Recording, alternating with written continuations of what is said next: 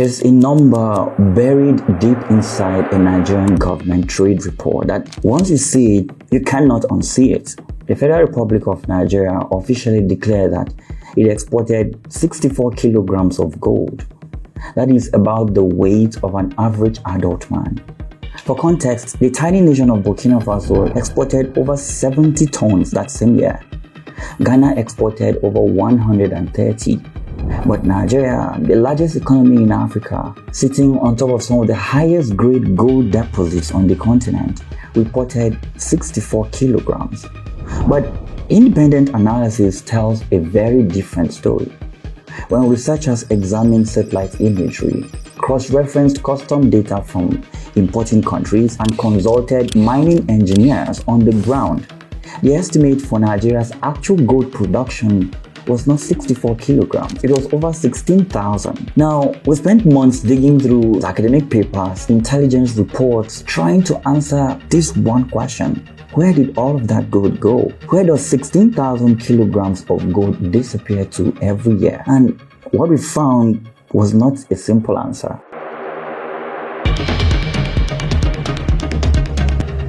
Long before Europeans drew their first maps on West Africa, the gold was already moving. The Hausa kingdoms of what is now northern Nigeria were organized trading states with economies built on leather, textiles, salt, and gold. Hausa merchants moved gold north through the Sahara along routes that had been walked for centuries, trading with Arab merchants who carried it onward to Cairo, Tripoli, and the Mediterranean. When European cartographers began mapping Africa, they drew it based on one thing they knew for certain. The interior of this continent was rich with gold. In fact, in 1375, a Majorcan cartographer included an image in the Catalan Atlas that has endured for nearly 700 years. An African king seated in majesty, holding a nugget of gold so large it filled his hand. Then the British arrived. In 1903, Frederick Lugard conquered the Sokoto Caliphate and absorbed the Hausa kingdoms into the northern Nigerian protectorate. And the British did what empires do with gold. They dug it up and shipped it home. Industrial gold production in Nigeria began in 1913 and peaked in the 1930s. Mining companies from London operated across the north, pulling gold from the same earth that Hausa traders had worked for 1,000 years. Then, the Second World War disrupted global shipping lanes. Production fell, and after Nigerian independence in 1960, the colonial mining companies simply packed up and left. The mines sat empty. The equipment rusted, and within a decade, something happened that would make Nigeria forget it ever had gold at all. On an eventful morning in January 1956, a Shell Darcy drilling crew in the swampy village of Oloribiri, in what is now known as Bayelsa State, struck crude oil. It was a discovery that would reshape Nigeria's identity, its politics, and its economy for the next 70 years. Within a decade, petroleum revenues had swallowed everything else. Agriculture declined, manufacturing stagnated, and mining, the very sector that had once defined the economy of northern Nigeria, collapsed into irrelevance. Economists call it the resource curse, and sometimes the Dutch disease. That is, when a country discovers one natural resource so profitable that it abandons everything else. By the early 2000s, the entire solid minerals sector contributed less than 0.5% to GDP. The Nigerian Mining Corporation, which was created in the 1980s to explore gold, collapsed from lack of funding. For Nigeria, oil was easier and faster, and so it became everything. But then the price of gold started to climb, and everything soon changed. The 2008 global financial crisis did something that decades of government policy had failed to do. It made people in Zamfara state remember the gold beneath their feet as stock markets collapsed around the world and currencies tumbled. Investors worldwide poured money into the one asset they trusted above all others. The price of gold surged from around $444 an ounce in 2005 to over $1,500 by 2011. In the dusty villages of northwest Nigeria, where the average person survives on less than $2 a day, That price spike was not an abstraction on a Bloomberg terminal. It was a signal that the rocks their grandparents had mined, the ones the British had dug up and shipped away, the ones the government had ignored for 50 years, were suddenly worth more than they had ever been in human history. They came in their thousands, farmers who could no longer survive on agriculture alone, herders whose pastures were shrinking from drought and overgrazing, young men with no employment and no prospects. They brought pickaxes, shovels, and crowbars. They brought domestic flour mills, the kind used to grind grain and repurpose them to crush rock. They brought mercury, a 19th century extraction technique to separate gold from ore, and they spread across the gold-bearing regions of Zamfara, Kaduna, Niger, Kebbi, and Katsina, digging wherever the geology looked promising. By the early 2010s, an estimated 2 million people across Nigeria depended on artisanal and small-scale gold mining for their survival. 80% of all gold mining in the country was informal, unregistered, unregulated, untaxed even. The miners had no licenses, no safety equipment, no environmental controls, and quite frankly, no understanding of what was in the rock they were crushing. That ignorance was about to kill hundreds of children.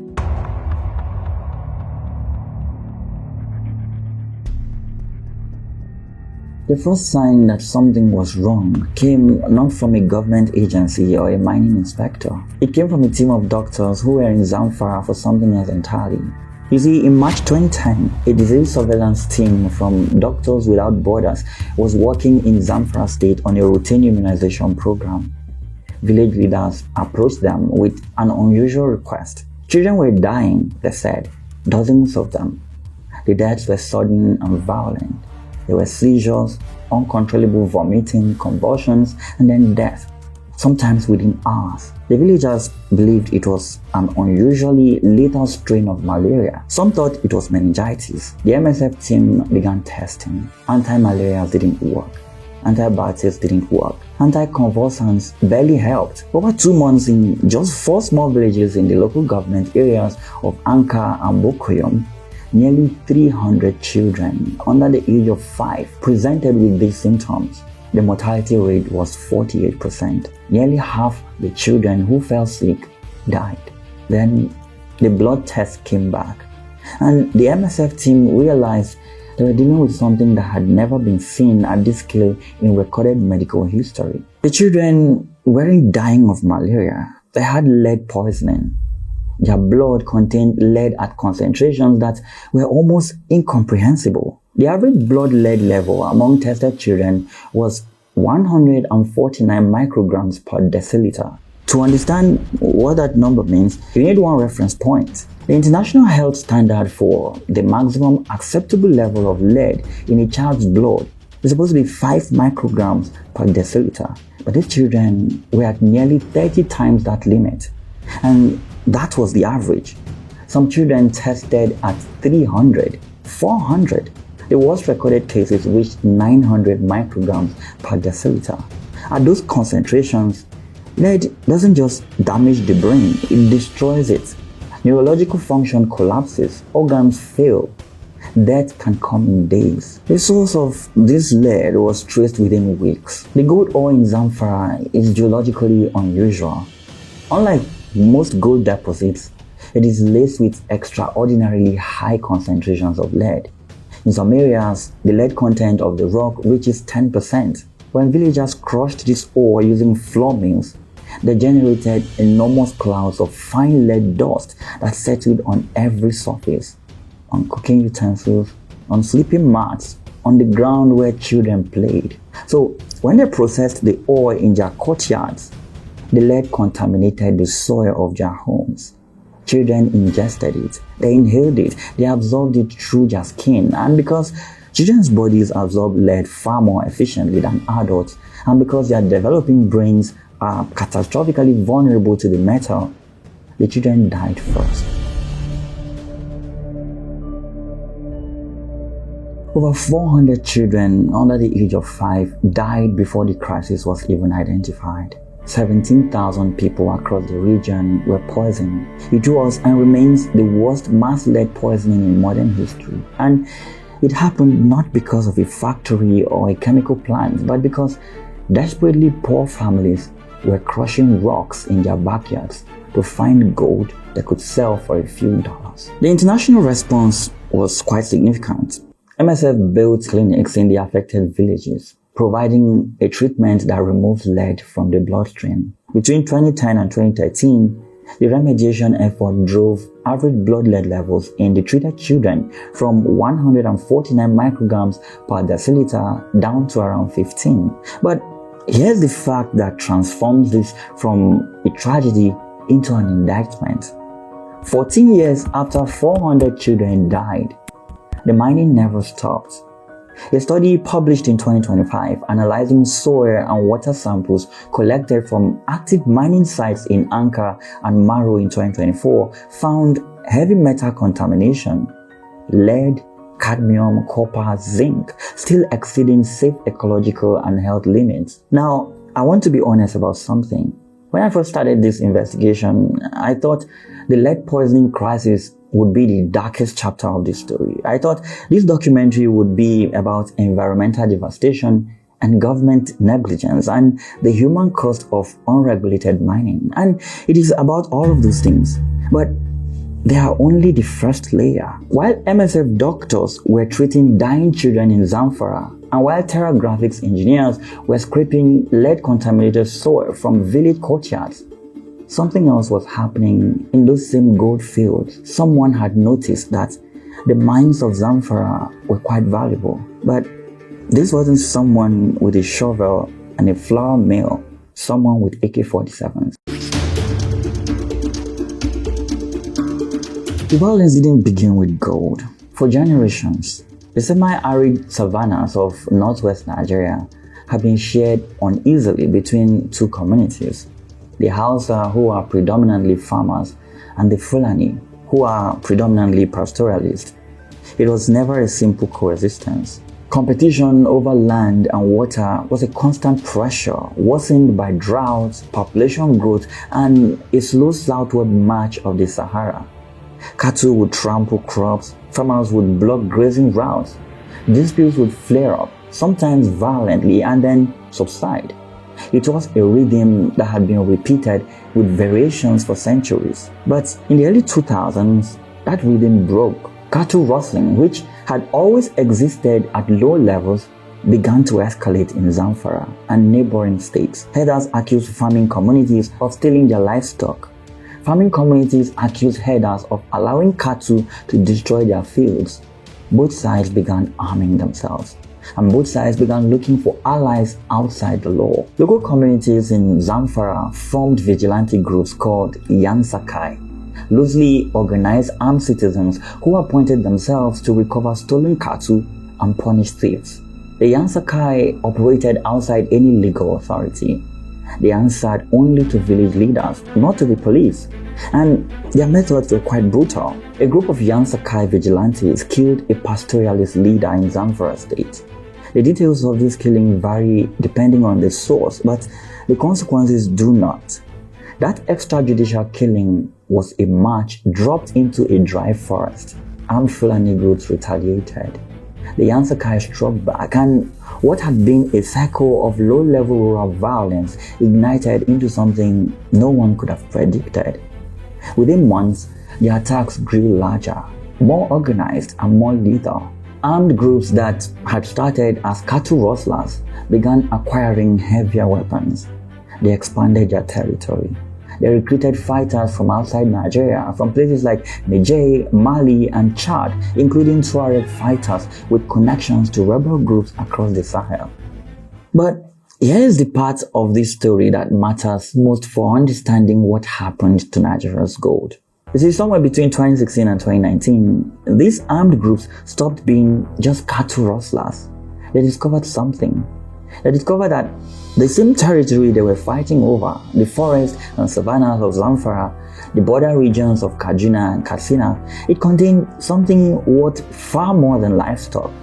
And once they discovered that, they transformed from rural bandits into something that looks acts and earns like a cartel. In November 2016, armed men attacked the village of Bindin in Zamfara state. They killed more than 40 miners. They took every ounce of gold on the site. It was not the first raid on a mining community, but it was among the most brazen, and it marked a shift in how the armed groups viewed the gold fields. Between mid-2016 and mid-2019, over 150 people died in bandit raids on mining sites in northwest Zamfara alone. A pattern was emerging. The armed groups were not simply raiding mines for a quick score. They were clearing them, driving out independent miners, establishing permanent control, and then critically putting the miners back to work, now under their authority, made to pay taxes and produce gold for them. In April of 2019, the Nigerian federal government responded with its most aggressive intervention yet. It banned all mining activity in Zamfara state and deployed military forces across the region. The logic was quite straightforward. If the gold was fueling the violence, remove the gold, stop the mining, stop the war. Well, this logic was catastrophically wrong. The Global Initiative Against Transnational Organized Crime later assessed the mining ban as a disaster. Their findings was that the ban had the opposite of its intended effect. It did not stop the bandits from mining. They had guns. They didn't need a license. So what the ban did was remove every legitimate miner, every government presence, every legal economic activity from the mining areas, leaving the armed groups as the sole authority here. With the government absent now, the transformation was complete. The armed groups didn't just control the gold fields anymore. They governed them. They imposed taxes on miners. They set production quotas. They built supply chains that extended across international borders. And the man at the center of this transformation, the single most powerful figure in northwest Nigeria's criminal economy, was this warlord named Halilu Sobobo. Halilu Sobobo was born in 1986 in Zamfara state. He began his criminal career as a young man, and over the course of 22 years, he built what security analysts describe as the most powerful armed network in northwest Nigeria. At his peak, Sobobo commanded an estimated 2,000 fighters spread across 15 camps in 3 states, Zamfara, Kaduna, and Katsina. He didn't just run his own camps though. According to Global Initiative analysis, Sobobo influenced 46 of the approximately 85 major bandit camps across the northwest. That is quite extraordinary by the scale of it. It means more than half the organized armed groups in the region operated within his sphere of influence. His connections were international. Investigators traced Sobobo's network to contacts in Mali, Niger, Burkina Faso, Senegal, and even Libya. He communicated with French-speaking jihadist operatives. He procured weapons from across the Sahel, and critically, he became the single largest arms supplier to other bandit leaders in the region. Sobobo was not just a warlord anymore. He was the infrastructure. Other armed groups depended on him for the weapons that kept them in business. In November 2022, Sobobo made a move that formalized what had been happening informally for years. He imposed a 10% monthly earnings tax on every artisanal miner operating in Bokoyum and Maru local government areas. He was no longer raiding mines. He was running a taxation system. He was operating, in effect, a parallel state. On September 12, 2024, the Nigerian military ambushed and killed Halilu Sobobo on the Mayanchi-Anka Road in Zamfara state. The military celebrated it as, quote, a turning point. But what happened next proved it was anything but. Sobobo's network didn't collapse. It shattered into pieces, and the largest piece was picked up by his younger brother. His name is Kachala Mati, and within months of Sobobo's death, he has seized control of the most valuable asset in the northwest criminal economy, the gold mining camps around Anchor. A 2025 investigation by the Center for the Coordination of Journalism in West Africa documented Matty's operation in extraordinary detail. He controls camps at Dan Kamfani, Kawaye, and Dohua in the Bagega and Woya wards of Anchor. His miners extract 40 to 50 solos per day. That is cement bag-sized loads of gold-bearing sand. The estimated revenue was 200 to 300 million naira per week. That is roughly 130 to 200,000 US dollars every single week. And Matty told the investigators exactly what happens to that gold. His words, recorded by Senozo journalists, are among the most chilling primary source quotes I encountered in this entire investigation. He said, quote, "What we do is to exchange the gold for weapons. We will not give them money. We give them the gold and they give us the guns." The arms, according to the same investigation, come from Algeria. In May of 2025, Matty received a shipment of 40 firearms from Algerian suppliers. He also maintains domestic procurement channels. The weapons include AK-47s, which, before Sububu's death, cost as little as 500,000 naira on the local market. But after the killing disrupted supply chains, the price for a foreign manufactured AK-47 surged to 5 million naira. But Matty is not alone in this business. Across the northwest, other warlords control their own territories and their own mining operations. Bello Tuji, born in 1994, is Nigeria's most wanted bandit. He trained under Sobobo and commands operations across the Zamfara-Sokoto corridor. In January 2022, he oversaw the killing of over 200 people in Zamfara. He doesn't just extract resources, he appoints village heads. He levies seasonal farming taxes of 5 to 10 million naira per community. He operates a parallel government. And then there is Dogo Gide, whose real name is Abubakar Abdullahi.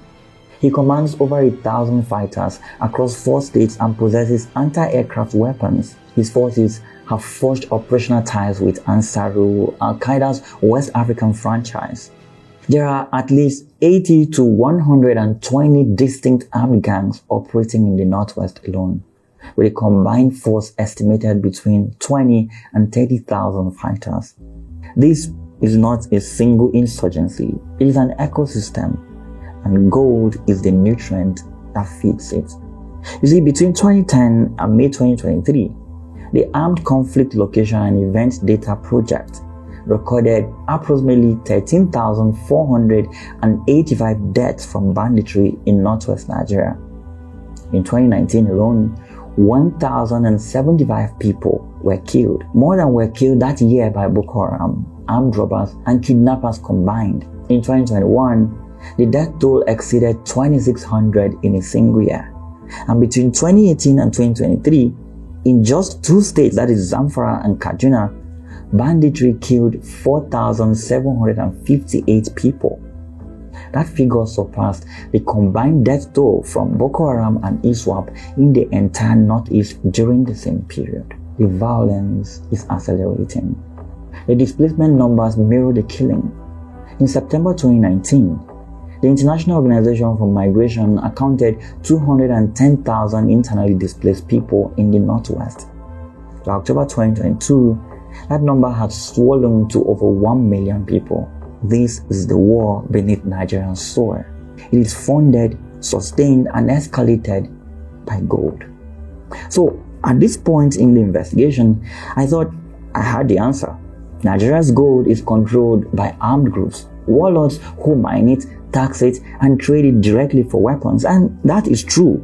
But this only explains what happens inside the country. Matty told investigators that he exchanges gold for guns. He didn't say who is on the other side of that exchange. And the gold, billions of dollars of it, is leaving Nigeria entirely. It is crossing borders. It is moving through transit countries. It is being processed and refined and stamped with new paperwork. And it is arriving in enormous quantities in one specific place. So I followed it.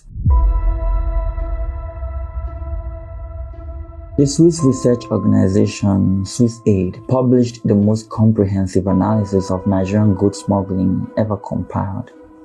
Their methodology is elegant and devastating. It relies on what trade statisticians call mirror data. The principle is quite simple. When one country exports gold to another, both countries should record that transaction. So if Nigeria says it sent 10 tons to the UAE should report receiving 10 tons from Nigeria, right? But when those numbers don't match, gold is moving off the books. Between 2012 and 2016, the UAE recorded importing gold directly from Nigeria, peaking at 3.5 tons in 2015. Then abruptly, Nigerian exports to the UAE dropped to near zero. If you only looked at Nigeria's data, you'd think the gold trade had simply ended. But if you looked at the UAE's data, a different picture emerged. At the exact same moment, Nigerian gold exports to Dubai vanished. Emirati gold imports from Niger, that is Nigeria's northern neighbor, surged. The gold hadn't stopped flowing, it had simply changed its passport. And the reason for this is economics at its most basic. Nigeria charges a 3% royalty on gold exports. Niger charges 1%. Togo and Benin charge nothing. It is regular economics. The gold will flow to wherever the rate is zero. So between 2013 and 2022, Swiss Aid calculated that Nigeria produced approximately 113 tons of gold that was never officially declared. The gold leaves Nigeria through 3 primary corridors. The first and most significant runs overland. Gold moved from mining sites in Zamfara, Kaduna, and surrounding states to the porous Nigerian border with Niger. From there, it enters the Sahel Transit Network, a web of roads and connections running through Niger and sometimes onward to Bamako, the capital of Mali. Bamako has become the gold laundering capital of West Africa.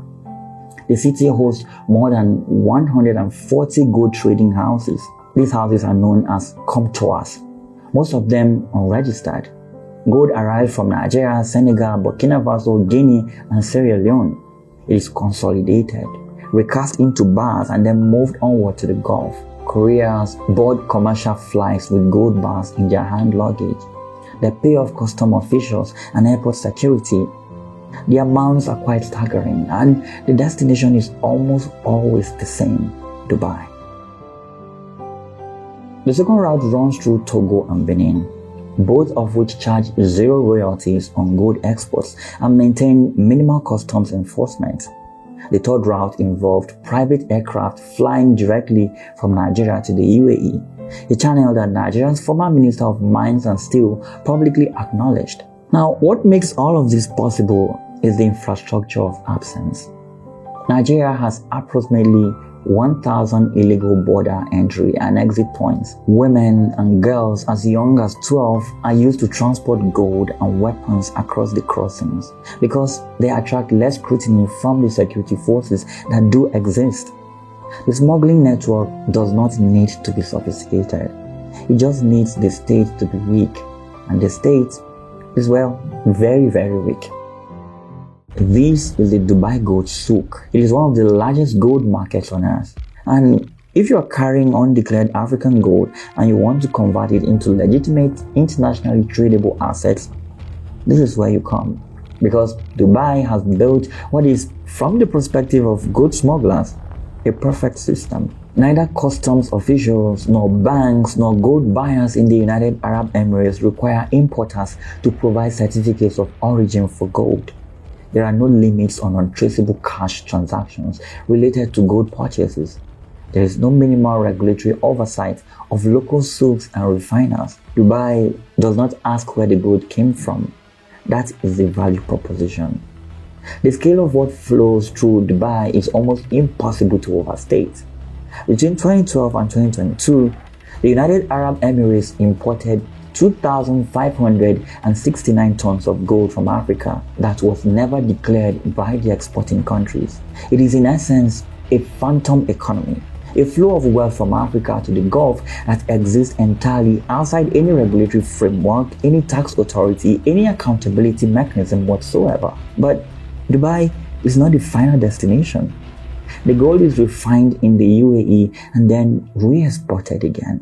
and this is where the most important trick in the entire pipeline occurs. Under Swiss import law, refined gold takes the country of origin of its last processing location. So, gold that was mined in Zamfara, smuggled through Niger, consolidated in Bamako, and refined in Dubai, arrives at a Swiss refinery stamped origin United Arab Emirates. Its Nigerian origin, the pits where children were poisoned, the fields where warlords collect their taxes, the border crossings where 12-year-old girls carry gold in their bags, has been legally erased. Switzerland hosts 4 of the world's 9 largest gold refineries. Between 2012 and 2022, these refineries imported over 1,670 tons of gold from UAE. One refinery in particular, Valcambi, based in the southern Swiss canton of Ticino, processes nearly all of it.